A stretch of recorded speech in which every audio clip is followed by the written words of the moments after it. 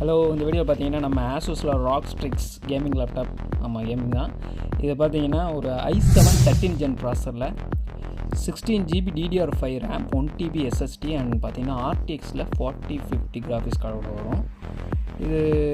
இந்த லேப் வந்து ஆன்லைனில் பார்த்தீங்கன்னா 1,30,000 அந்த சம்திங் இருக்கும். நம்மளும் அதே ப்ரைஸில் பண்ணி கொடுத்தாச்சு. வித் பேக்கோட நீங்கள் ஆன்லைன் வாங்கினா பேக் வராது. இதே பிராண்டட் ராகோட பேக்கு நம்ம கொடுத்தாச்சு.